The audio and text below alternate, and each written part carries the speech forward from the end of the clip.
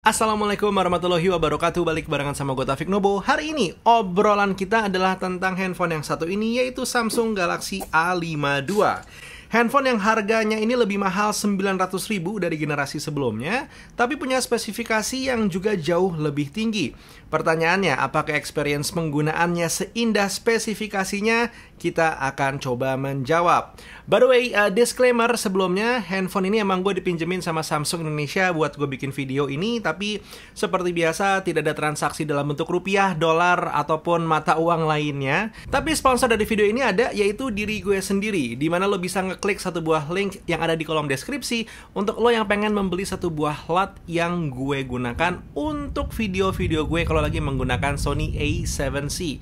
But most likely bisa bekerja dengan baik lah kalau misalkan emang lingkungan pengambilan gambar talking head lo seperti ini. Banyak shadownya. Lanjut, kita ngomongin handphonenya. Samsung Galaxy A52 emang kalau kita bandingkan dengan A51 peningkatannya sangat lumayan banget. Layar walaupun masih sama-sama Super AMOLED tapi sudah punya refresh rate yang lebih tinggi yaitu 90Hz. Samsung Galaxy A52 juga sudah punya perlindungan Gorilla Glass 5. Chipsetnya berubah dari Exynos ke Snapdragon 720G. Pilihan RAM dan juga storage sekarang melompat ke angka minimal 8128. Main kameranya menjadi 64 megapiksel dengan OIS. Speakernya sudah stereo. Punya IP rating IP67 dan juga baterainya meningkat menjadi 4500 mAh dan support fast charging 25 watt. Sampai di sini untuk gue peningkatan dari handphone ini secara spesifikasi tentu di atas harganya yang 900.000.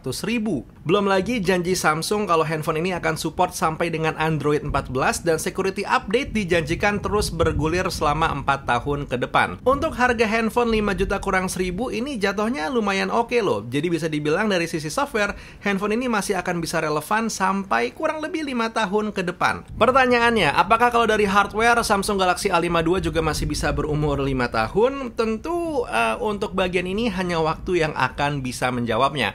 Tapi melihat beberapa indikasi seperti perpaduan RAM dan juga storage yang cukup besar, harusnya handphone ini emang masih bisa dipakai dengan nyaman sampai dengan 2 tahun ke depan, dan di tahun ketiga, tahun keempat mungkin sudah mulai berasa agak berat. Tapi untuk aplikasi-aplikasi simple seperti social media yang lebih banyak tulisan atau mungkin juga messaging, harusnya tidak terlalu masalah. Catatannya tentu perakiraan gue ini hanya berdasarkan indikasi spesifikasi semata aja, karena emang harus mencoba selama 5 tahun beneran untuk tahu apakah handphone ini bisa dipakai selama 5 tahun. Tapi kalau pertanyaannya adalah performa di tahun 2021 gimana bang si Samsung Galaxy A52? Nah, yang ini gue lebih bisa banyak cerita. Kita mulai dari dimensi fisiknya. Samsung Galaxy A52 ini sebenarnya menurut gue bold banget karena menghilangkan ciri khas seri A5X yang tipis dan juga ringan, berganti dengan kesan yang bulky dan juga tebal. Ada sih rasa kangen menggunakan device seri A5X yang lebih tipis. Tapi ya udah, mau gimana lagi, udah jadi juga barangnya. Satu hal yang akan gue highlight dari desain ini adalah bagian belakangnya, yang menurut gue ini bener-bener full owning polikarbonat dan tidak mencoba menutup-nutupi dengan ala-ala glastic atau mungkin terkesan kaca dan segala macamnya. Good move untuk Samsung di bagian desain bodi belakang. Dan di sini kita harus akui ya, kalau desainnya Samsung Galaxy A52 ini cakep banget, macam seperti handphone flagship. Tapi begitu kita pegang, oh kita baru ngerti, oh ya handphone ini tidak flagship karena bagian belakangnya begini banget. Untuk layarnya sendiri, Samsung dengan Super AMOLED-nya sudah jangan ditanya, karena warnanya cakep, responsivitas layarnya juga oke, dan 90Hz refresh rate-nya ini mungkin lo tidak akan merasakan direct impact, but it's there. Gue coba compare dengan layar 60Hz, ya kelihatan kok bedanya gitu. Jadi bisa dibilang layarnya emang berasa lebih cepat, tapi kalau misalkan kita nggak coba nyari-nyari secepat apa gitu, mungkin rasanya juga tidak akan seberasa sampai sebegitunya. But it's there, tapi tidak terlalu berasa. Ya begitulah. Dari sisi performa, handphone ini punya angka 542 single core dan juga 1603 multicore kalau gue ukur pakai Geekbench 5. Dibandingkan dengan generasi sebelumnya ada peningkatan karena tadinya single core-nya hanya 300-an dan multicore-nya hanya 1100-an. Kita aplikasikan ke penggunaan harian, ini jatuhnya aman, main game juga stabil. Sedikit keluhan mungkin di bagian kamera, karena kalau lo suka foto dan pengen langsung lihat hasilnya, kadang-kadang kita masih ketemu kalau si Samsung Galaxy A52 ini masih memproses gambar yang baru aja kita ambil.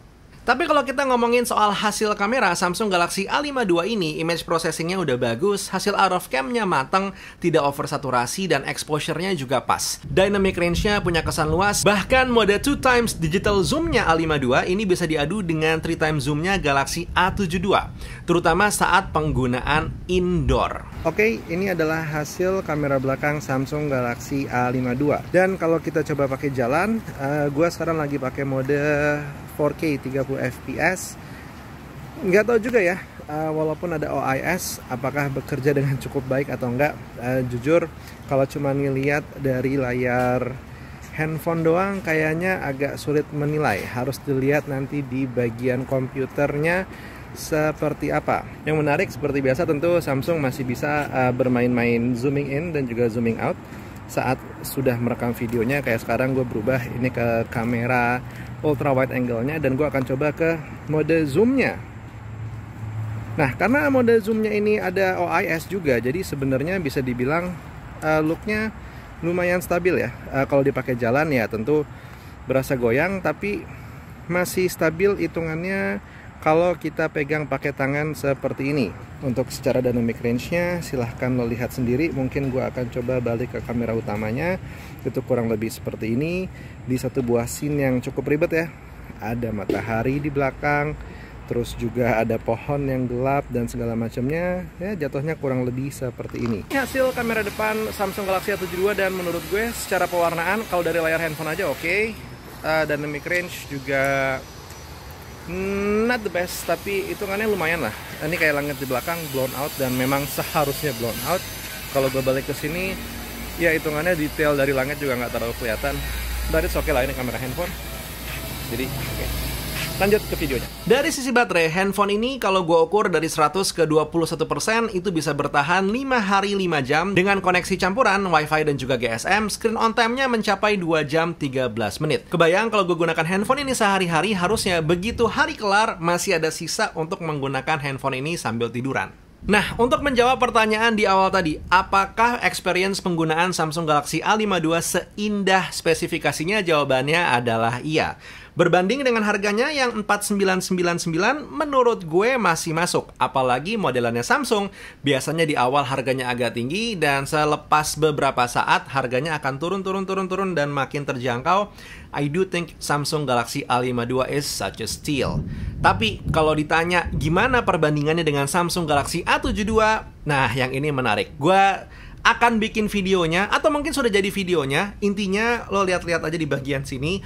Kalau udah ada link, berarti lo sudah bisa menonton semacam review dan juga komparasi antara A52 dengan A72. And I guess that was the video for today. Enough me talking about A52. Gue pengen tahu pendapat lo tentang handphone yang satu ini gimana. Dibandingin lah sama teman-teman yang lain juga boleh. Bandingin Realme, bandingin Xiaomi dan segala macamnya. Sok, silakan tulis di kolom komentar. I wanna know, I want to listen. Buat sekarang Taufik Nobo cabut. Assalamualaikum warahmatullahi wabarakatuh.